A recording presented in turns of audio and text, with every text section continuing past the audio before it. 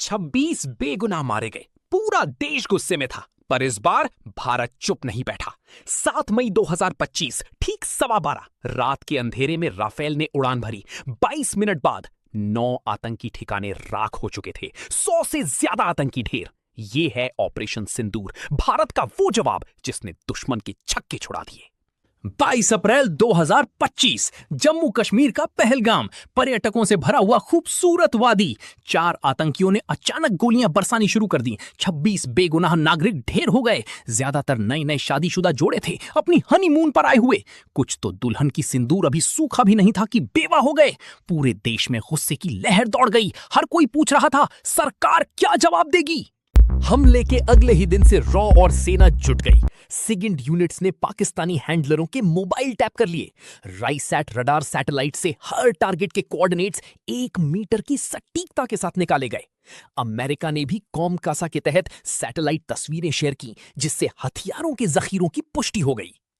सबसे पहला और सबसे अहम टारगेट था बहावलपुर। पाकिस्तान के पंजाब प्रांत में स्थित 200 एकड़ में फैला यह कैंप जैश ए मोहम्मद का मुख्यालय था। खुफिया सूचनाओं के अनुसार इसी कैंप के अंदर भूमिगत बंकरों में कमांड एंड कंट्रोल सर्वर रखे थे। यहीं से पुलवामा अटैक और 26/11 की साजिशों को अंजाम दिया गया था।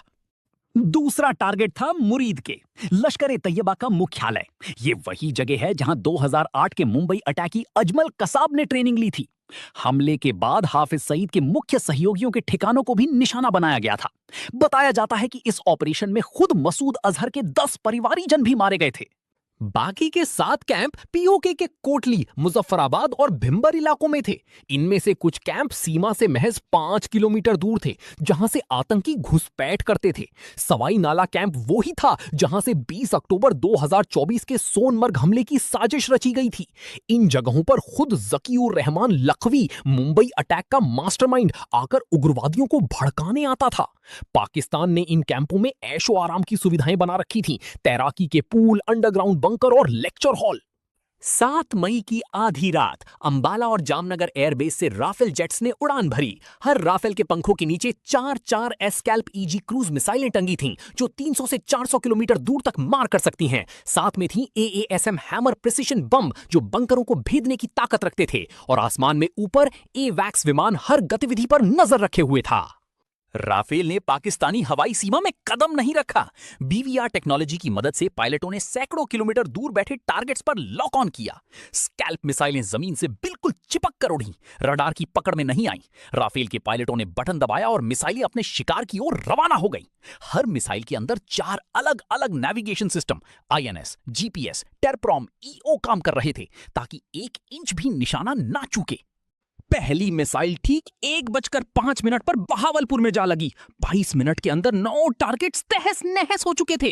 पाक ने बाद में दावा किया कि सिर्फ 5 लड़ाकू विमान तोड़े गए, लेकिन ऑपरेशन के बाद IAF ने रेयर फुटेज जारी कर दिखा दिया कि F-16 हैंगर और एक स्ट्रेटेजिक एयरक्राफ्ट पूरी तरह ध्वस्त हो चुके हैं। चक्रवाल, सरगोधा और सियालकोट में ISI के कमांड सेंटर्स भी नष्ट कर दिए गए थे। कहा जा रहा था कि अगर ये धमाके हुए होते तो पूरा उत्तर पश्चिम पाकिस्तान तबाह हो सकता था। जब दुनिया राफेल की ताकत देख रही थी, फिरोजपुर बॉर्डर पर एक 10 साल के लड़के की लोकल कहानी वायरल हो गई। श्रवण सिंह, गुरदासपुर के तारावाली गांव का रहने वाला, हर रोज साइकिल पर सवार होकर पानी, दूध, चाय और लस्सी लेकर जवानों के पास जाता था। जब पूरा गांव डर के मारे घरों में बंद था, यह बच्चा चिलचिलाती धूप में सीमा पर तैनात जवानों तक ठंडा पानी पहुंचाता था। सेना के मेजर जनरल रणजीत सिंह मनराल ने उसे ऑपरेशन सिंदूर का सबसे युवा नागरिक योद्धा कहकर सम्मानित किया।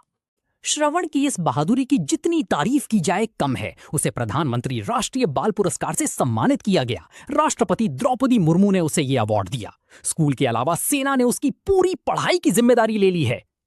ऑपरेशन सिंदूर बॉलीवुड की स्क्रिप्ट से भी ज्यादा रोमांचक है। यह पहला मौका था जब 1971 के बाद भारत ने लाइन ऑफ कंट्रोल के पार पाकिस्तान की धरती पर इतनी गहरी स्ट्राइक की।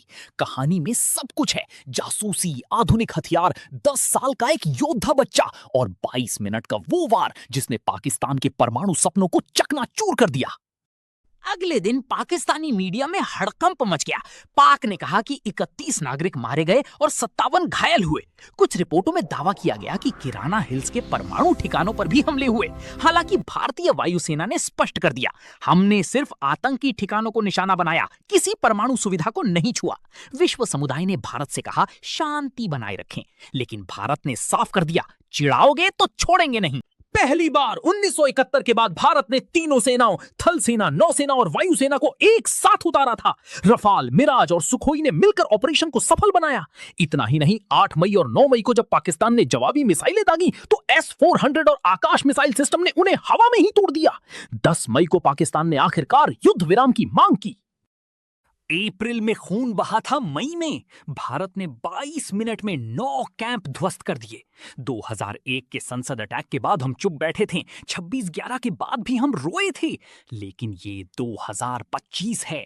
भारत की नई सेना, नया संकल्प, नई ताकत। ऑपरेशन सिंदूर ये सर्जिकल स्ट्राइक का नया अध्याय है, जिसकी होते ही पूरी दुनिया समझ गई, अब भारत अपने मरने वालों का बदला इसी तरह लेगा, सबूत के साथ, तारीख के साथ और बिना किसी झिझक के। श्रवण सिंह की साइकिल, राफेल के पंख, स्कैल्प मिसाइल की तेज रफ्तार और परिवारों का दर्द। ये कहानी केवल हथियारों की नहीं है, ये कहानी भारत के उस नए साहस की है जो अब रणभूमि में ही नहीं बल्कि दुश्मन के घर में घुसकर जवाब देता है। 22 मिनट में तय हो गया था कि अब 26 बेवाओं की सिंदूर रंग का बदला लिया जा चुका है। यही कारण है कि इस ऑपरेशन का नाम रखा गया सिंदूर। तिरंगा लहराता रहे, सेना मस्तक ऊंचा रखे। हर हर महादेव, जय हिंद, जय भारत।